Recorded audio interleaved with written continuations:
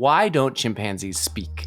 Maybe it's because they don't have enough exposure. Because like you can teach a chimpanzee to put on pants or to use really like an iPad, right? And that because it's never seen an iPad before, then you give it one and it can use it. So maybe that's true of English. It just turned out not to be true. But at the heart, it was a pretty good question.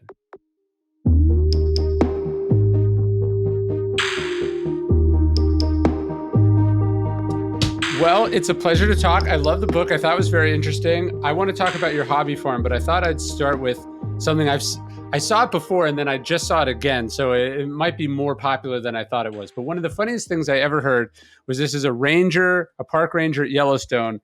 And they were saying that the tricky thing about designing trash cans at Yellowstone is that you have to make a trash can that's smart enough that a bear can't use it, but that's dumb enough that a human being can figure it out.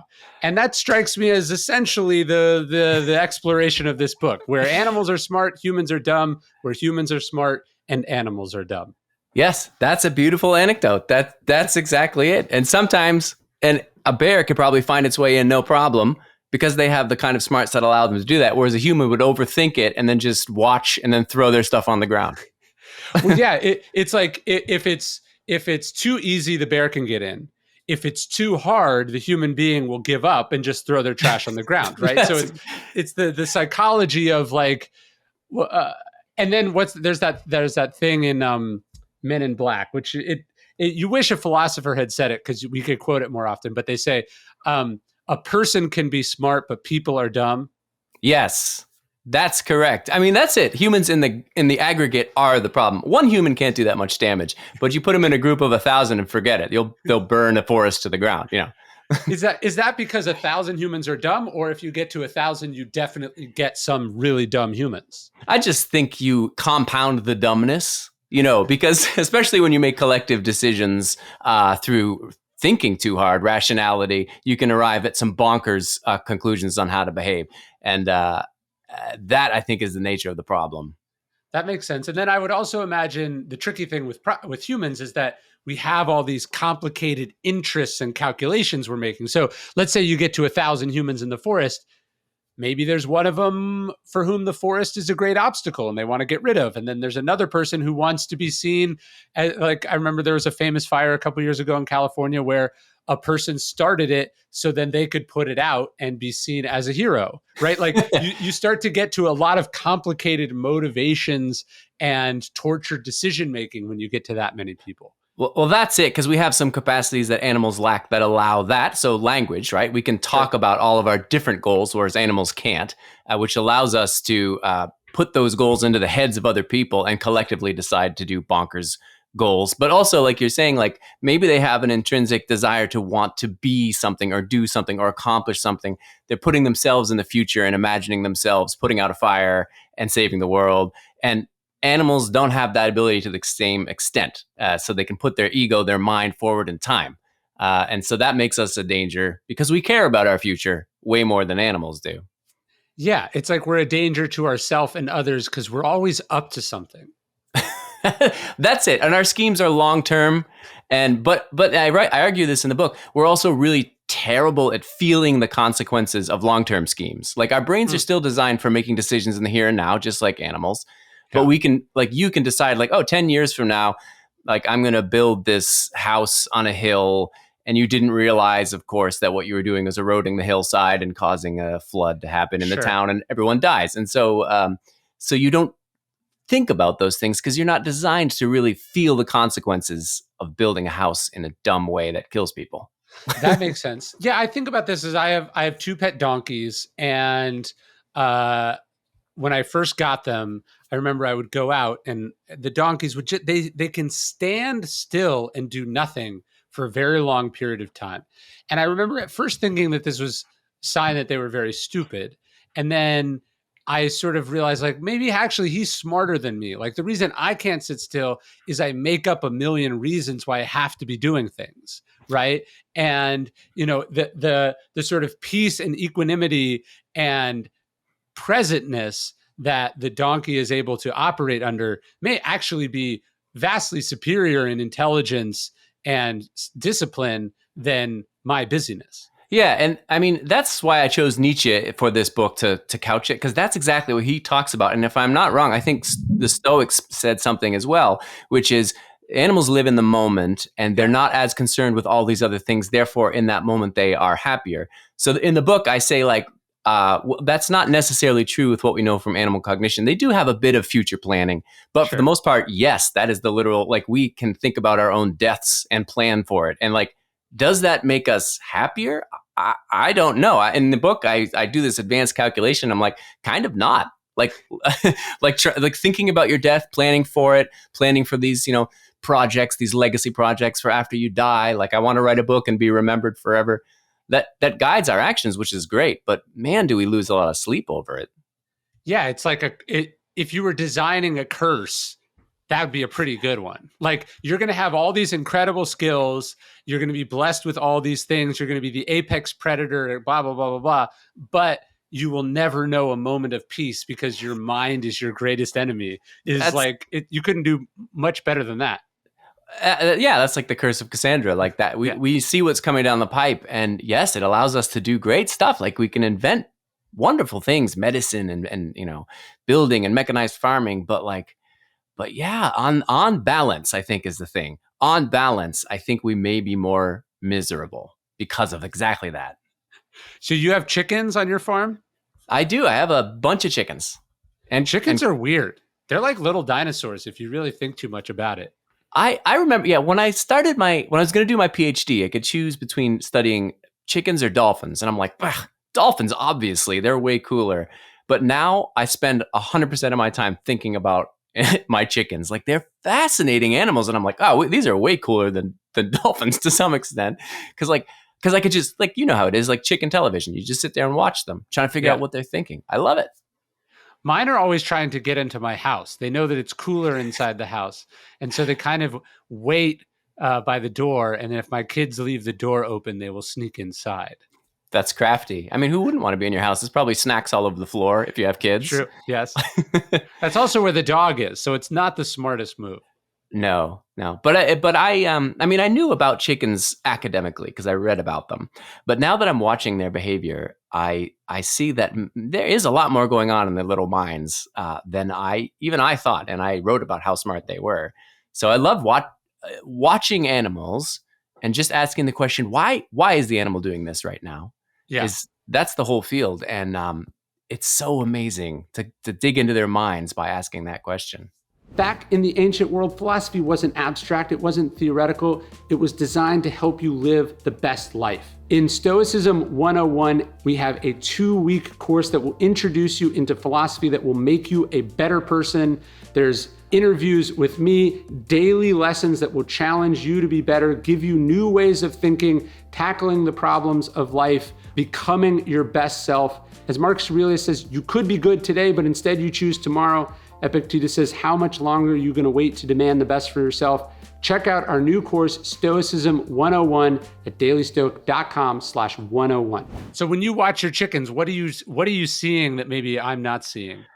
Well, let's say my rooster is doing the cock-a-doodle-doo thing, and I'm like, well, why in this moment? What is it about his world that is making him want to create this sound? And so I have to go out because I'll hear him, and I'm like, oh, is there a fox? Is there an eagle?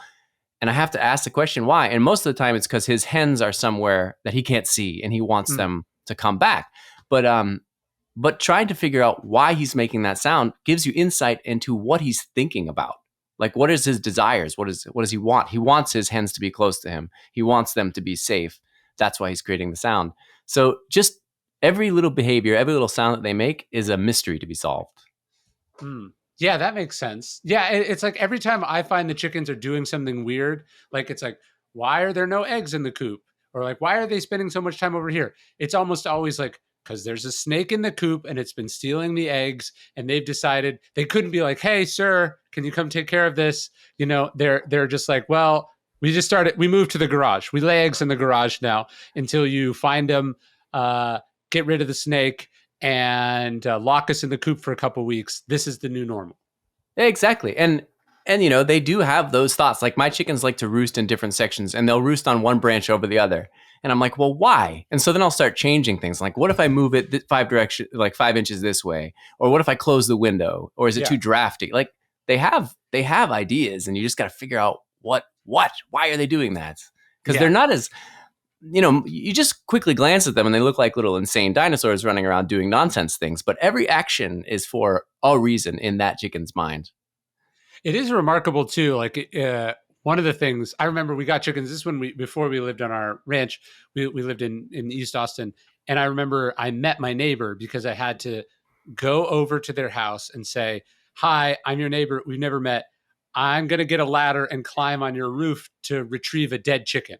Because Okay. a raccoon had stolen a chicken out of the coop, taken it up to my neighbor's roof, ripped its head off, eaten as much of it as it could, and then moved on. But something scared it away or something. Yeah. But I think one of the things that chickens definitely have done is because they just die all the time. It's just and everything preys on them. It's just kind of a reminder of like the brutality of life. I've definitely taken that from my chickens. It is true. They're hardy in one sense, and that you can keep Yeah. them out in the winter. Where I am, it's very cold, and it's Yeah. like, wow, they're so hardy. But then sometimes they will die for stupid reasons, like the small trauma causes them to go into shock and die, and you're Yeah. like, yeah, it's so. We just had this the other day where my friend is going back to Europe for a few weeks. And he asked me to babysit his chickens, so he brought over his 10 chickens. I put them in the coop, and they were all hens, and I have a rooster. And the alpha hen on his decided to challenge my rooster, which is pretty dumb on paper because it's like three Yeah. times the size. And they had a very brief fight. It was like a normal chicken fight, but my rooster had pecked that chicken in the head in such a way that within 30 seconds she was dead. And I'm like, Wow. oh, and we were totally traumatized. We're like, we Yeah. had not seen that coming. But you're right. Like everything seems calm, and then you're reminded of the brutality of life as a prey species, which is what you're saying. Like everything eats them. Yeah. They're constantly in terror. Yeah, or to be like, you go in and you're like, wait, only 5 chickens came out of the coop. There should be 6. And you go in there and you're like, oh, there's a dead one in there. I know it's been dead for like 2 days. Have you guys just been hanging out with this dead bird? And you know what I mean? Like just the way they can normalize themselves to death too.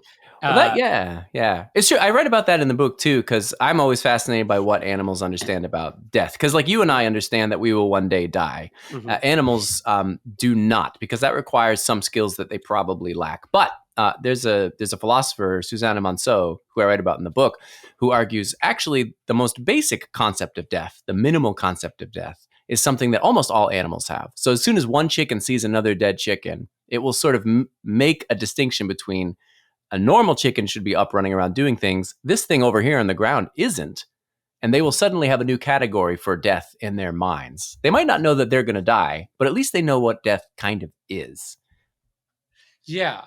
There's a D.H. Lawrence poem that I like where he says, a wild bird will cling frozen to a branch. A wild bird has never been sorry for itself, or something like that. The way his point was that like animals are really hardy, as you're saying, but there's also this lack of like not there's no pity for the other birds seemingly, but there's also no real self pity. There's this kind of stoic in the lower S sense of like it is what it is, man. It is true. I mean, there's certainly Barbara J. King. She studies animals, and she wrote a book on animal grief. And there's all these beautiful examples of animals having a companion or a friend that died, and then expressing behavior that looks just like what we would do if we had a close companion die. Spending weeks not eating and sort of moping around. So they do get sad about death to some extent, but that doesn't necessarily mean that they know themselves are going to die or that they have self pity, because self pity would mean I have an idea of who I am and what I want, and I'm not attaining it. And that makes me sad about my failures in life. That's a really complex kind of thinking that probably animals don't have. So they may not have self pity. They do mourn, but they don't pity themselves. I think that's probably true. Yeah, there's actually this weird letter, one of Seneca's letters. He's talking about how if you, and he probably was talking about that. What are they, aurochs, or I forget what they're called before cattle. But he was talking about how you take a baby cow away from its mother because you're going to sell it or slaughter it or whatever. He says they'll be sad for like 3 days and then it goes back to normal. And that's kind of what I found. I have a few cows, and we don't slaughter them, but we usually sell them like to neighbors or whatever, because you can't keep the babies or there's an inbreeding problem, right? And so, but that like they'll be upset for a little bit, and then it just kind of immediately goes back to whatever the status quo was before it Yeah. happened. And that's what's great about my field of studying animal minds, which is how do you know what an animal is thinking in that True. moment? If it behaves like a human, you can make this sort of guess that maybe they're thinking like a human. But if they aren't, then either they are thinking like a human but not showing it, or they can't think like a human. So the problem with animals is like if an animal gets hurt, as you know, like a dog or a cat, it won't always let on that it's hurt because then it Sure. means it's easy to be preyed upon. So maybe your sheep, when it loses its sheep friend, spends 8 years in mourning, but you Right. you don't True. you don't recognize that what mourning looks like for a sheep. Yeah. That could be it. And this is what's fun about this field is like how would you design an experiment or interpret an observation to say for sure that an animal is grieving or can feel these deep emotions? And it's not easy. And the whole field is just scientists fighting each other about interpreting animal behavior. It is weird because you'll watch things that, yeah, if a human was doing it, this would be uh grotesque or horrendous. Like when you watch it, let's say a cow reject a calf for whatever reason, right? Often the cow's doing it for some somewhat logical reason, like it it knows it's too weak to support the baby, or it senses the baby is weak. But if your friend had a baby and they were like, I'm just not feeling this one, I'm going to let it wither and die, someone will intervene. If it's worth saving, you'd be like, you're a monster. But then you watch an animal do it and you're like, oh, that's how it works. Now I have to Yeah. go bottle feed this calf or Yeah. whatever. It's true because humans do that, and it is seen as monstrous. But as I make an argument later in the book, like what's wacky about humans is that we can use our rational minds, especially when it comes to trying to create moral decisions, to go down these insane paths where you can rationalize genocide, right? You can say, Sure. I have very good reasons for killing all the babies in this town because our ethnic group, whatever, is going to bring prosperity to the nation. And so that's what's crazy about humans, because a cow doesn't do that. It will reject its baby, but it's not going to tell every other cow to reject all the babies that are born with spots, for example. It would never press a button to murder all the other cows so it could have more grass. Right, because they don't have the capacity for that. So in one sense, like it sounds nuts, like nature's, red in tooth and claw, as Darwin would say. Mhm. But on the other hand, like, yeah, cows aren't pressing those kill everybody buttons. Only humans have kill everybody buttons. Right. Well, and worse, we invented kill every. It's not like we were given kill everyone buttons. Like, a cow's given horns or something. Like a tiger is given wet. Like we invented that button and then we press it. Like that we existed for thousands of years before anyone gave us this horrendous capacity. And we were like, you know what? We should have our group should have the ability to do that. So let's pool our resources together, come up with the ability to do it, and then have debates about whether we should do it or not, or who deserves it or not. Yeah, that's why human intelligence is a double-edged sword. Because, like, yes, we could do beautiful things with those things that we invent, like nuclear energy, great, free energy for everybody, great. Or we made a bomb out of it. Like everything that we create can be used to destroy or not destroy. And for some reason, we always tend to choose it like half the time. Like half the time we use it for good, and half the time we blow up other people with it. So it's a real bummer because we could be virtuous and just decide to only ever help. But that's absolutely not how we're designed by evolution. My friend, the novelist Aaron Thayer, he has this line in one of his books, and he says, the thing about humans is that we're so smart, we could build a rocket and send people to the moon. And then he's like, and we're also so dumb that some of us would just believe that never happened, right? And he's like, if that doesn't describe the human species right there, I don't know what does. That's it in a nutshell. Yeah, I mean, I would, if there were an alien anthropologist coming to try and figure out what we're all about, they'd be constantly flummoxed.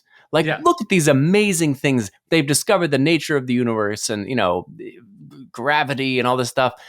And yet, they also don't believe that the earth is round. Or like, how are these both true at the same time, collectively? Yeah. Like I saw a meme that was like, science in the 1800s, and they're like the cusp of all these things. And then it was like a scientist today. I'm telling you for the last time, do not eat Tide Pods. You know, Yes, I saw that. That's exactly correct. It's bonkers. it Yep. is nuts. It is nuts. You know what else is nuts? Like historically about humans and animals is how profoundly dumb really smart humans were about animals. Like, when you read, I'm sure you know, like a medieval bestiary, like those like collections of observations about animals, Yeah. and like I remember I was reading a book about one of them, and it was describing how in one of Shakespeare's plays he talks about how a chameleon survives only on air. Like it doesn't eat anything; it just survives on the air. And they were like, "Well, where does that come from?" And they like trace it all the way back. And I guess in like something that Pliny, the younger elder, wrote, he had like caught a chameleon, and they would like look at a chameleon, and they didn't see it eating. And so instead of like, because they couldn't see the tongue going out and getting stuff so fast, or maybe this chameleon was like near death or whatever, but he was just like, yes, here it is. The chameleon just breathes nutrients out of the air. And then like this made up fact that some old white guy just pulled out of his ass like 2,000 years ago is like, making its way through books over and over until it appears in Shakespeare's play. And just like the preposterous nonsense that like the smartest people in the world claimed seriously about animals. It makes you Yeah. question like all of Western philosophy, because you're like, wait, Aristotle believed that an elephant was 300 years old, or what? You're like, the same guy?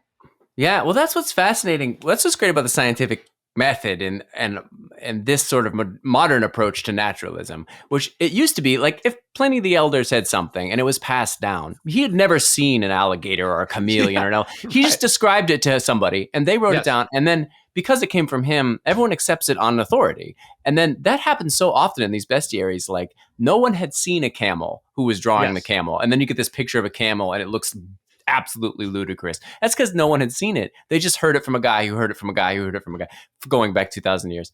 And it's bonkers. And yeah, and nowadays we're like, okay, well, that's not how information is transmitted. Like, let's figure out if this thing is real. So thank God for scientific method and trying to verify things. Well, yeah, it's like the people who are like, go to first principles, right? They were also like, yes, this is what a rhinoceros looks like because I saw a drawing of a drawing of a drawing of a drawing from a person who witnessed one Yes, from a boat. yeah. I mean, if my daughter is describing something she saw on TV, it's only like 80% accurate. Like Yeah. imagine if someone's 2,000 years ago. It's like, forget it. Forget it. It's like the telephone game on steroids. Totally. No, I read this fascinating book a few years ago about called Kingdom Under Glass, and it was about Carl Ackley, like the naturalist. He like shot most of the animals in the Smithsonian, the Natural History Museum. But he was also like the inventor of modern taxidermy, right? Which you wouldn't think would be a thing that someone would invent, but his invention was. No, you can't just like take the hide off of a bear and stuff it with straw. That doesn't make what a bear looks like, because a bear has a skeleton and muscles. So he was like, you have to make a wire frame. Now we use styrofoam, but you have Mm. to make the form of the animal and then put the skin around the animal. So if you look at like taxidermy in like a castle from the 1100s, it's like this preposterous, deformed looking animal because like this is what a bear would look like if it was filled with jello or something, and Absolutely. just like how much of people's experience with the natural world was like through these fairy tales or these horrible drawings, and so they were looking at like a refraction of a refraction and then making these statements about like what it was to be a human or an animal based on nothing. That's it. And I mean, like a narwhal, if you describe that, it's Yeah. got this big tusk or whatever. And then you get these ideas of mermaids and unicorns, all this stuff from inaccurate descriptions, and they're passed down. And then they enter into lore and folklore, but they still, like you're saying, they persist, and that people still have ideas today about what animals are and what they do based on completely wrong knowledge that's been passed down. And so part of what I do as an animal cognition person is to say like, oh, this is what's changed in the 2,000 years since these people were writing about animals. This is what we actually know. And people are always surprised. And how much of it do you think is just, I would argue that human beings have become more empathetic as we've progressed, right? Like, or at least we've created cultural incentives and a culture that, to a certain degree, promotes and considers empathy to be a virtue, just in the same way that it'd be difficult to have a slave society in which empathy was a prominent trait practiced by people, because it would get in the way of the economic system. So how much of it is just not just the science, but even the interest in doing the science? Like we're like you're like, I wonder what's going on in my chicken's head. I guess there's a few philosophers, Montaigne, for instance, that it's like, what's going on with my cat? But for the most part, it seemed like we were just totally uninterested in what was happening. I think so. And I can't say for certain why that would be, why there's an increase in empathy. But I do know when societies became more secular, more interested in the scientific method, it left those questions open, whereas before they had been answered. Animals don't have souls, the Christian doctrine, or the Stoics would have differentiated between rational animals like humans and the Sure. non-rational. So once you remove those preconceived notions which come down through doctrine, whatever that might be, and you just start asking questions, then you find things and then empathy kicks in, because you're like, oh, wait, my cat Sure. might be sad. And then it changes the way you feel about cats. Whereas before, if you're like, a cat is a stupid robot that has no feelings, we can just kill it whenever we want. And that doesn't happen as much anymore. No, that's really interesting. Right. Like if you think about literally the opening pages of the Bible are like, and then God gave you dominion over the animals to do with what you wanted. You're like, okay, why do I care about any of it, what's going on in their interior life? Absolutely. And I mean, that gets passed down culturally. So like you talk with people and they locally who would never consider animals to have feelings or consciousness or subjective experience, let alone souls. And that's just been transmitted through culture, through Judeo-Christian culture. And it's just accepted. No, they never thought about it. So yeah, and it comes right out of the Bible, and it tells you how you can treat your animals. So if you set that aside and you approach it from a completely objective standpoint, what is an animal? What do they think about? Then you get a completely different take on it. And it's often more empathic. Although I guess there is some stuff in the Old Testament also about like sort of not mistreating your animals, and or if you steal somebody's animal or if you hurt someone else's animal. I guess there's some sort of basic like, hey, my ox or my donkey is a tool, and if you screw with it, like you know what I mean? There does Oh, seem to be a yes. little bit of that, but not like, hey, does the donkey like pulling the cart? Right. Yeah. Most of that is based on what is still completely normal legal principle today, which is animals are things you can own. They don't Yes. have, they're not persons. Sure. And so if you have a cat and I go over and steal your cat, it's your property. I've stolen it. I'm legally Yeah. responsible for paying you back or whatever. So they've always sort of been a transactional thing as opposed to a thing on its own. And I mean, there are animal rights advocates are fighting for personhood for animals, and it's still not enshrined in the states anyway. There are welfare things about treating animals, but most of it is legality. Like I can't mess with your dog; it's your dog. Right. But if you want to put your dog down essentially any way you want that's not outright torture, you can pretty much do it, which is kind Yep. of a weird gray. It's kind of dark. If it's like, yeah, you could shoot your dog if you wanted. Like that, Yeah, that is weird. it's weird because here in Canada, you can raise your dogs for meat and eat them. There's no laws against that. There are welfare laws like you have to keep those dogs in a barn separately Yeah. from your family dogs. That's the only real, which is pretty wacky. The the rules on the books legally for how to treat animals are all over the map. Like in the Yeah. U.S., quite famously, the pigeons and mice and rats, they're not considered, or at least rats and mice are not considered animals under the law, because that's how they bypass their use in research, Ah, because you don't have to have any welfare concerns to a non-animal. And so strangely enough, in the US, rats and mice used in experiments are not animals, which is well, wacky. you talk about this in the epilogue a little bit, like about sort of the ethics of testing on animals and experiments on animals and how it's complicated. I think the Nim Chimpsky thing is like one of the most fascinating, fucked up things that I've ever heard about in my life. Yeah, I mean, I got into this whole thing because I'm interested in human language. I like Yeah. human language, and I want to know how it got here. How did it evolve? And so these early experiments were people thinking for the first time, maybe a chimpanzee can learn English if we just take it home and raise it alongside my kids or whatever, like they did with a number of them. Nim Yeah. Chimpsky is part of it. And like after 10 years, they're like, oh yeah, that didn't work. That's not how that. But there was a time period in the 60s when people Yeah. were doing bonkers experiments. Oh, what about the dolphin one? I don't know if you know this story, but John Lilly was a scientist who was also trying to teach dolphins to learn English. So he bought a house in the Caribbean, flooded it, and then had a dolphin live in this flooded house alongside a woman who tried to teach the dolphin to speak English. And this went on for months until it did not work, obviously, and that was the end of that. But it's just, that was what was happening in the 60s, if you can imagine. Just like a woman sitting at a dinner table with a dolphin next to her in 2 feet of water. That's wacky. Well, no, that's the Nimchinsky thing. It's back to like, wow, these are really smart people being like pretty dumb. You know what I mean? Like dumb in the sense, like if you thought about it for 2 seconds, you'd be like, this is the most absurd thing I've ever thought in my life. That like the reason monkeys are not speaking is because they don't wear pants, you know, or whatever. Right. Yeah. Like, but at the same time, there is like there is a kernel of like, if there's a 1 in a million chance of that being true, we should probably chase it down. Yeah, at the heart of it is a good scientific question, which is why don't chimpanzees speak? Maybe it's because they don't have enough exposure. Because like you can teach a chimpanzee to put on pants or to use really like an iPad, right? Yeah. And that because it's never seen an iPad before, then you give it one and it can use it. So maybe that's true of English. It just turned out not to be true. But at the heart, it was a pretty good question. The experiments seem like, I mean, John Lilly also gave like LSD to the dolphins, and he took LSD to see if he could establish psychic communication. That wasn't a very good scientific question, but the language one is, I think. At least it was.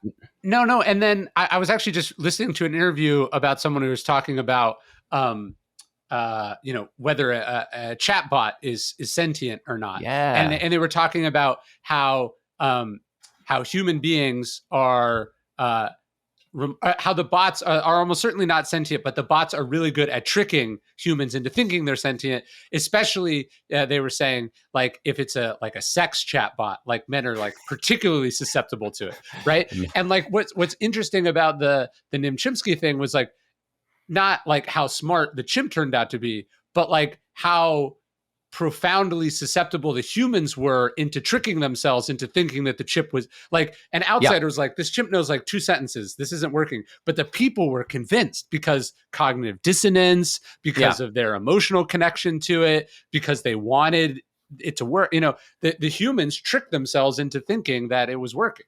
Yeah, this is the clever Hans effect. I don't know if you've heard that term, but it was based on this. There's this horse that was in the 19th century named Hans, and he could count. And so the idea was he had his owner would show him a mathematical problem, like what's 3 + 4? And he would clomp his foot on the ground until he got to 7 and then stop. And everyone was like, amazing. Yeah. And so they sent these scientists to be like, is this horse counting? And it turned out that the horse was picking up on the signals of the owner so that when they got to 7, the owner would have a very slight like smile or something that the horse picked up that the owner wasn't trying to do. The horse could pick it up.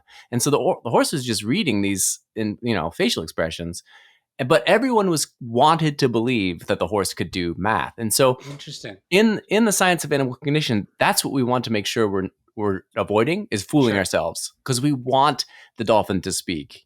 We want the crow to be super smart. And so all of the experiments we design are to stop us from fooling ourselves. My favorite Nimchinsky thing, I have a favorite and a least favorite. We'll talk about both of them. But I read a book about it. And apparently, the show Friends? Yes. Janice, the Chandler's annoying girlfriend, the one with the super high-pitched God. voice? Yeah, I know her. Yeah. She was the neighbor of the people doing the Nimchinsky experiment, and she would babysit the chimp as like a 13-year-old or whatever. Like that's she crazy. Grew up knowing Nimchinsky. That's bizarre. That is so weird. No, my least favorite was, again, this is how humans are dumber than animals, in that they do this experiment. They pluck this monkey from the wild. They subject it to all this, insanity. And then when the experiment didn't work, they were like, well, we're done with the monkey, even though he lived for like another like 40 years or something. And the most heartbreaking thing in the movie and in the documentary and in the book, but like they just sent him to a medical lab, and he would sign like, please let me out of the cage. Yeah, and you're just like, God, we're the worst. We're just the worst. There are so many animals like that, especially from those language experiments in that time period. That is their exact fate. They would die early, like Peter the dolphin from the John Lilly thing. Like he ended up dying early after like a failed release or something. that's their fate. Like if they no longer fulfill our fantasies of being a talking animal, we send them to terrible conclusions of their life. Like, and that again is a moral failing, I think, of our species. Like in pursuit of the truth and logic and something, we create misery. We're just awful in that sense. Yeah, well, so yeah, we would look at the chicken or the cow and be like, "Look how they just shrug off the death of this, this beloved companion," and then we're like, "Oh, well, we don't need the chimp anymore. So if we send him to a lab, like is out of sight, out of mind for the chimp. Like we're not actually that superior if you think That's about it it. that way." Well, we just have a rational explanation, and that's the problem with Right. ration and reason is we can justify pretty much anything, no matter how evil. Yes. And Yes. that is our biggest failing, is that we can create bigger awfulness than animals through a ration and reason. Yes. Yes. Have you? How old is you said you mentioned your daughter? How old is she? She's 14. 14. Did you read the children's book Frederick about the mouse? That sounds familiar. What happens in that? It's like 5 field mice and they're preparing for winter and they're all I was just reading it to my son the other day. They're all gathering stuff for the winter except for Frederick, who just sort of lies around. And they're like, "Frederick, why are you not helping?" And Frederick says, "Oh, I'm gathering sun rays for the cold winter days." He basically, Frederick makes this convoluted explanation about how he's gathering ideas and blah blah blah. Then the winter comes and they're all, dying because they run out of food. And they're not dying. They're whatever. They're struggling because they're running out of food. And then they go, "Frederick, where's your contribution?" And Frederick recites them a poem that he's been observing. And the poem, warms their bones and it gets them through the winter. Which is it's an interesting little cute story. But I remember as I was reading it, I had the other read of it is, this is the way that human beings can manipulate other human beings into doing their work for them by nature of their made up professions, which both you and I have in a way. That's correct. I'm not sure what I'm producing, like some vegetables, but I just eat them myself. So I'm not helping anybody. I'm just producing my own income. But no, that is true. I mean, part of what makes human cognition so special is our intimate knowledge of what's going on in each other's minds. Therefore, our ability to deceive and manipulate each other. We're so good at that. And that's great because like you can be like Frederick and you live a great life and whatever. But at the same time, that's where you get lying and bullshitting and really terrible stuff. So again, it's a double-edged sword. It makes us amazing and also terrible. Yeah, no, because it's like the positive read is like, artists perform an important role in society, right? And that we should, like, if your kid's an artistic kid, you should celebrate that. And then it's like the darker, more sinister Machiavellian version is, this is the way that artists live off the work of others and make themselves seem more important. Like that I just struck me as like, he's really, he could also be gathering grain as he gathers the sun rays for his poems. Yeah. Wow. That's an anti-arts and humanities propaganda book. I think we should write a letter to this person. It must be some STEM researcher from university trying to dissuade people from getting into the arts. Exactly. That's no good. Exactly. It's a children's attack on the free rider problem. And you've just read it to your children. So how does you're part of this problem? Did Nietzsche ever know that narwhals existed? That's an interesting question. I'm sure he had heard of them. I don't think he traveled anywhere we would have seen them. But no. So that was just the most absurd animal that I love that I could think of to contrast with him. Because I like marine mammals. That's what I study, and narwhals are great. And I had a picture of Nietzsche with a unicorn horn sticking out of his head. That seemed like a funny idea. But Nietzsche really was because of his writing, specifically a few passages about how he envied animals because, like you're saying, like they don't seem as if they care about the future and they can quickly get over things. And he's jealous of them, but he also pitied them because he's like, that's too bad. They can't understand nihilism or the point of life or think about morality. So he was conflicted in that he was jealous, but also sad for animals that they lacked human capacities. So that's and that's Nietzsche for you. Like his life was miserable and he came up with these amazing ideas because of that cognitive dissonance and conflict. Right. Yeah, narwhals are. There's a couple animals like the narwhal where it's just so absurd. You're like, that can't that can't be real. Yeah, and a lot of them live in the deep ocean. Like you see bonkers animals that are Yeah, like see through, and like how do they swim? It's just like a round ball with two little fins. Like impossible that they exist. That's what's I love the natural world is filled with these impossibilities. But each of those is an evolutionary question as well. Like how are they here? How did they get here from a natural selection standpoint? yeah. Like, And what's the fish where it has the antenna that's a light right in front of it? yeah, those anglerfish. Yeah, Yeah, totally bonkers. But like, what's great about this that I do is trying to figure out like what is a narwhal's tusk for? yeah, Because we thought we had answers and they keep changing every 10 or 15 years. Like we thought, well, maybe it was for fighting or it's a male display to show, well, that's not it because it's quite sensitive. So maybe it's for like gauging salinity or weather temperatures. And that's probably it, but we're not sure. I love that you can look at an animal and have no idea what it's for and how it got there in right. 2022. You know what I mean? It's great. Yes. Yes. Yeah, or I read about this experiment once with dogs. They were trying to see like can dogs use tools, right? This goes to your point about designing experiments. Because you know, you can get a crow to do this or whatever. And they were finding that the dogs wouldn't use a tool, not because they weren't smart enough to use a tool, but there was a human in the room, and a human is a tool. So why not just try to manipulate the human into doing the thing for me? And the Yeah. struggle of getting the dog to use a tool, what it wouldn't work if there was a human in the room, and it makes total sense because dogs and cats evolved with us, right? And Yep. Yep. dogs, you know, dogs manipulated us into domesticating them, you know.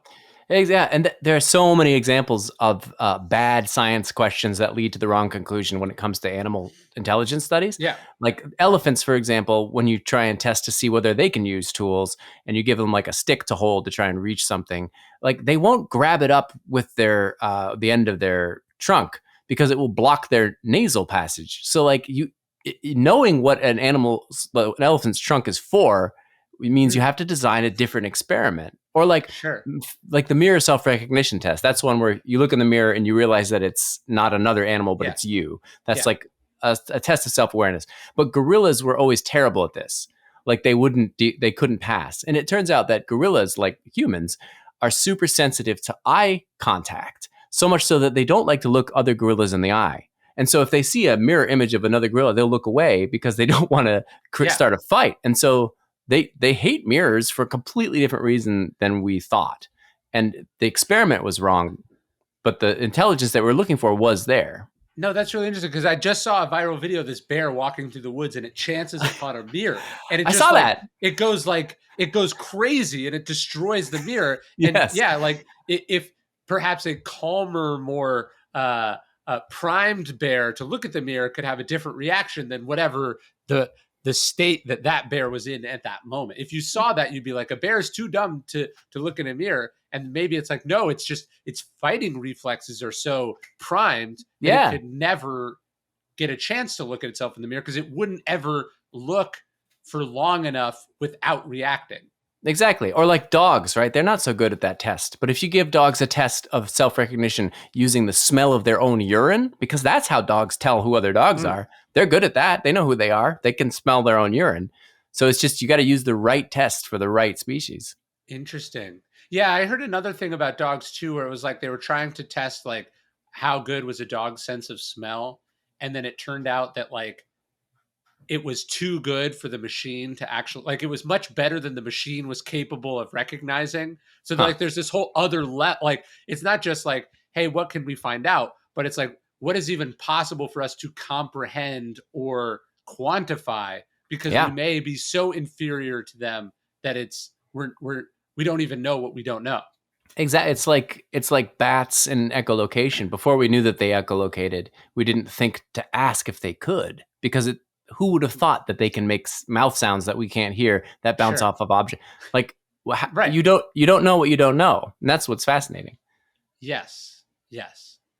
Uh so do you think if you had to be I guess when I'm reading your book and from what I've read about Nietzsche, it doesn't sound like it was fun to be Nietzsche, I guess, right? Like I'd rather be just about any animal than Nietzsche.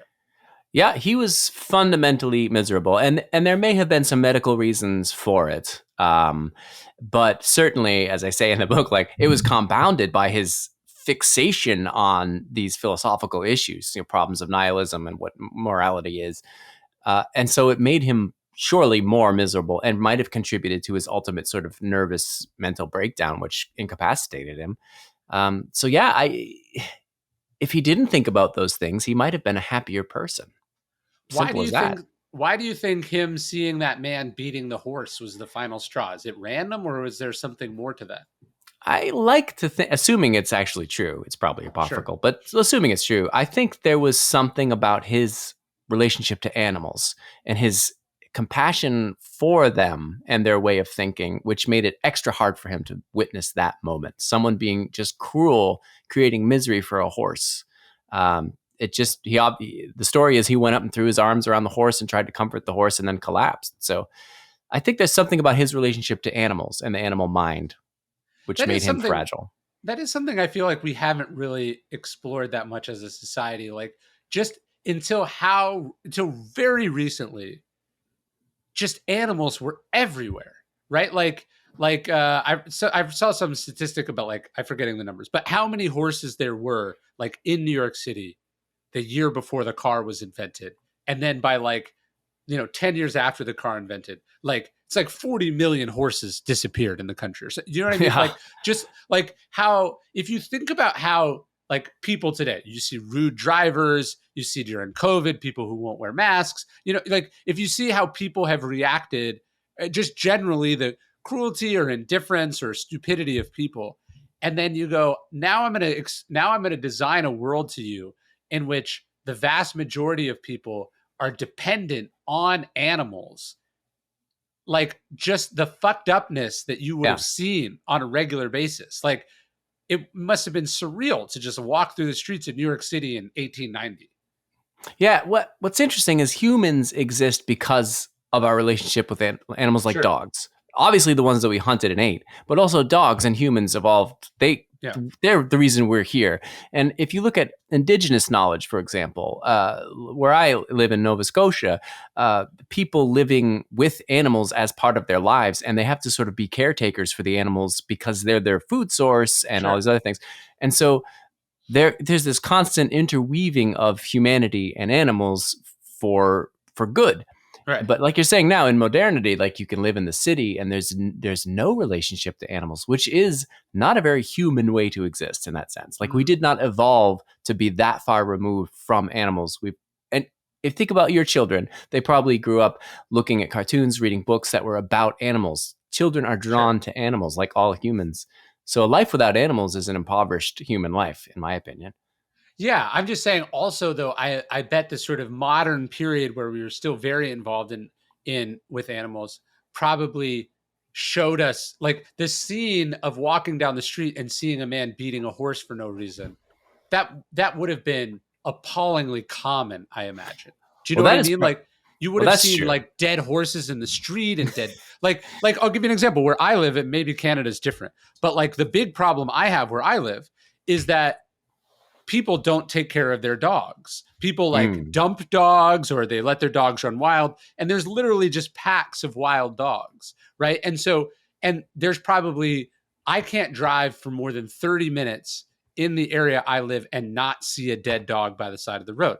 If I make it to Austin, the city, you're not going to drive through South Congress and see a dead dog in the middle of the road, but I might see five on the rural road that I live. Hmm. So and this is because people out here, for a variety of reasons, some of which are probably poverty and education, etc., are just much less attuned to giving a shit about the well-being of the animals, right? Even though they might be dependent on a horse or something, they're also just like dogs, whatever. And so I would imagine it was grim. Like if you think about some of the atrocities of that time period, you know, it was also true that just generally everything was treated poorly, including human beings. That's true. No, that is true. That our ideas about welfare toward animals and extending them more welfare are relatively modern and Yeah. also based on our sort of privilege. Mm. Because, like, certainly cats live in our houses now. That would not would have had that 200 years ago, no, there's no cats in houses. They live in barns and they have Yeah. lots of kittens and they all die. And who cares? Yes. Most people did not think of them as cute, fluffy children. So our relationship in the West, anyway, has certainly evolved because you're right. There would have been cruelty and terrible horror everywhere you turned because of the animals that are our pets, but the ones we're farming and just the wildlife around us. That is true. We are different now. Some of it has to do with this pet culture that we currently have, Sure. which is a force for good on one hand, because we're nicer to animals, so that's good. But it also, there's a lot of animals out there. There's a lot of dogs that end up unwanted and cats. That's a problem in and of itself. Yeah, there's a story about Theodore Roosevelt, who some people know as a naturalist, but like the moment that wakes him up to loving that is he's walking down the streets of Manhattan and he sees a seal in the gutter, like just a dead seal in the gutter, and he takes it home and he dissects it, and like this is what unlocks his love of animals and taxidermies and blah blah blah blah blah. But you're just like, well, that's a New York City that doesn't exist anymore. I can't imagine seeing a seal in New York City. What? How did it get there? There's so many questions that story raises. I know. Well, I guess there probably used to be. I mean, why wouldn't there be live seals in New York City? Right? I don't know about the range of seals. Maybe. I don't know enough about the historical range of. I feel like that was somebody's pet or like that's a circus even weirder. seal. That's even weirder. I don't know. Yeah, life is weird. People are weird, or just the way. Yeah, like people used to be like, "Oh, my grandma had a pet gorilla," and you're like, "Huh, all right." I know. Like everybody was Tiger King back in the day. Yes. Well, in Texas, there's more privately owned tigers than are alive in the wild. Yeah, I've read that. That's bonkers, and I don't know how I feel about that. It's sad and good that there are tigers. Sad that they're all in Texas in some weird dude's garden. I mean, it's like I could have a tiger, and if I never told anyone about it, how would they know? You know what I mean? Like you when you own a little property, you're like, oh yeah, you really could kind of just do whatever you wanted. It's weird. I don't know if I think what keeps me up at night is like, do any of my neighbors have a tiger? I hope they don't have a tiger. Like I don't want to. Like the nice part about living in the country, I tell people, is that you can do whatever you want. The bad part about it is that other people can do whatever they want.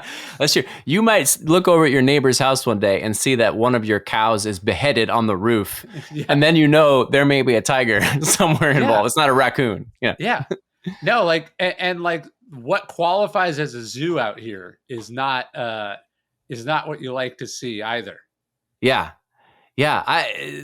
Texas is confusing in that sense. I mean, this illegal trade in wildlife is a huge problem worldwide or whatever, sure. But I feel like Texas can corner the market on bonkersness in that sense. So it's also weird, right? To go back to the Stoics, how ancient that tradition is, right? They're like, the Romans are conquering Carthage so they can bring back lions and tigers and baboons to fight them in the Colosseum. Like, yep, that's it. Like just the way that like, humans have been weird about the same things for a very long period of time.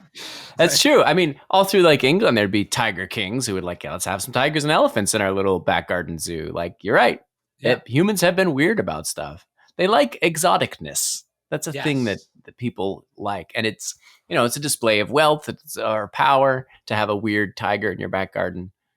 Well, my son likes to watch this YouTube channel that just like pits different animals against each other. It's fake, but it's like, what would a Tyrannosaurus Rex do if it was fighting a raptor? Like, what would that look like? Do you know what I mean? And then you're like, I walk by and I'm like, I actually kind of want to know. Like, like there is something like primal that it triggers where you're like, yeah, that's interesting. What does happen if a great white and an orca fought each other? What would happen? It's a good question. My daughter was also fascinated by that, and I also would love to know the answers to these things, or like a megalodon versus a great white. You're right. It's an old-fashioned. Humans are fascinated by animals. That's not just because we love them and want to cuddle them and pet them, but also because we want to see them fight and kill each other. Like, I mean, we've been doing that for thousands of years, and because nature is fascinating, and we have a morbid fascination. Like, why do we watch horror? Why is Stranger Things so compelling? Like, there's something about death and danger, and animals really signify that.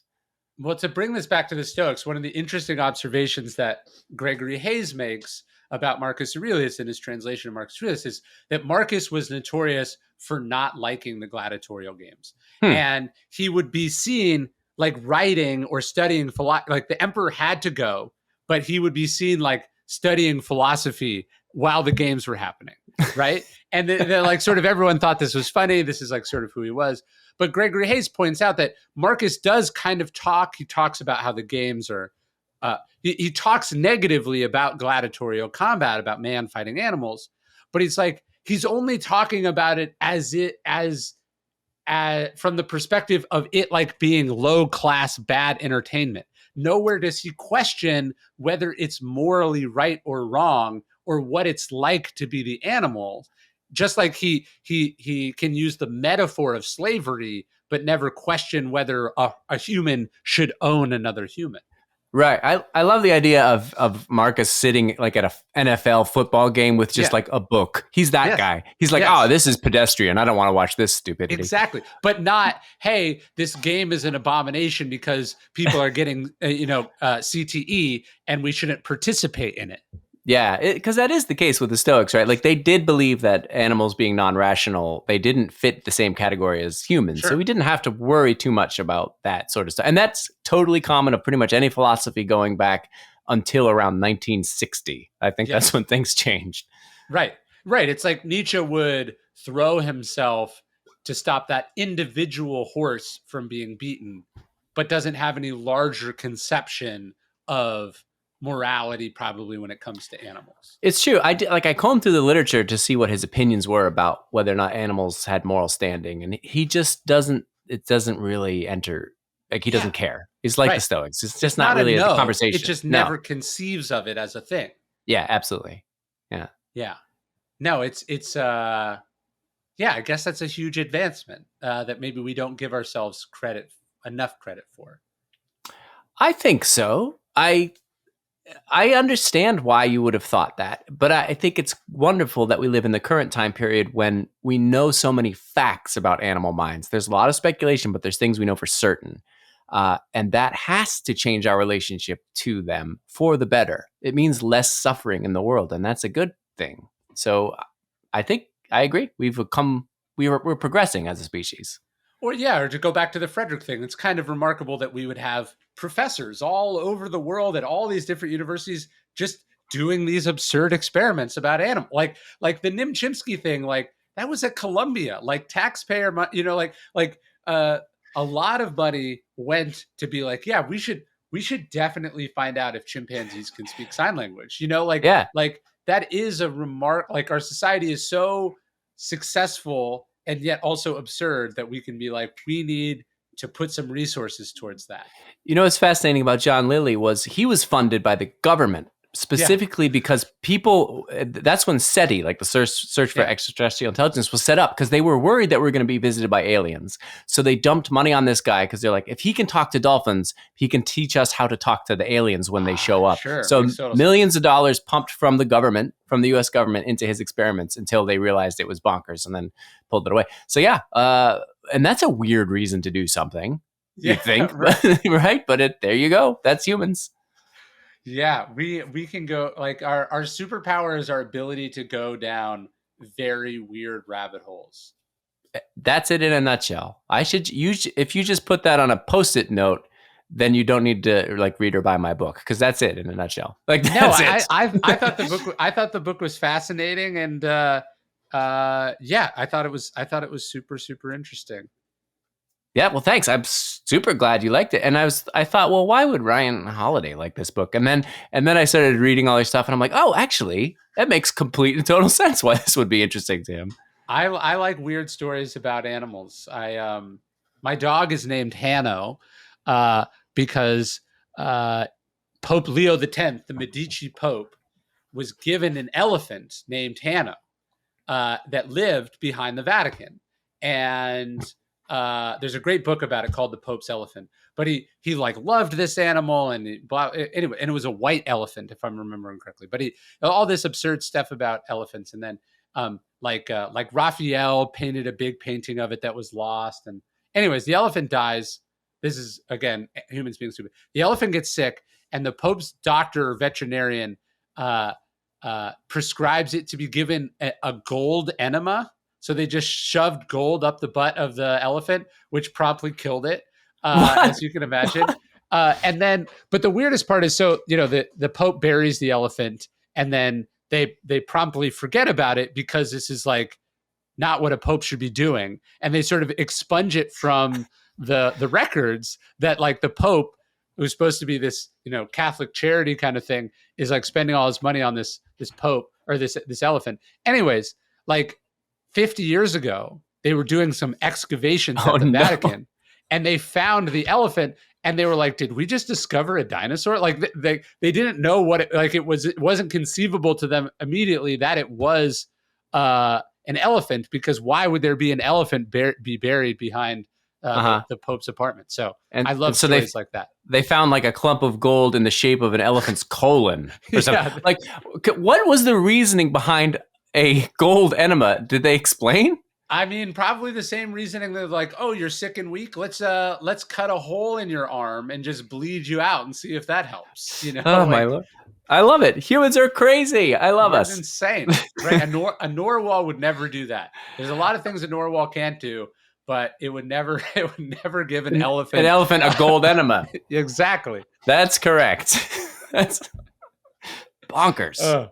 That is the only way to describe human history, particularly our relations with animals. Another book I just read is what's his name? John Davis wrote a book about the history of the bald eagle and in America, and it's basically like the history of Americans poaching, killing, and abusing their natural their national symbol. Like he points out that for most of American history, not only did we not protect the eagle, but states had bounties on the killing of bald eagles because someone had put, like in one of the early first films, there was this idea that an eagle could take your baby. Oh, okay. And so they were just like open season on eagles, guys, until like amazing. 1970. Well, you know what's funny is where I live, there's bald eagles everywhere. I think we have like the highest concentration of bald eagles in the world, and nobody cares. You know what I mean? Like as an American, I came here, I'm like, oh, bald eagles, and then they're like, whatever. And then the most Canadian thing happened to me, which was I was driving on a road. It was a rural road, and there was a beaver dead in the middle of the road, and there's like 3 bald eagles like eating from it, wow. And it was like it was going to stop traffic. So I went over with a shovel and was like, surrounded by these eagles trying to get at the beaver. And I'm like hitting them with a shovel. I'm like, get out of here. We're going to get this beaver off the road. And I'm like, if anyone had a video of this, it would look, it's the most Canadian thing that ever happened to me. And somehow sacrilegious as an American. Like I should be. Right. Yeah. That's amazing. All right, man. Well, I love the book and everyone should read it. Thanks. And I agree.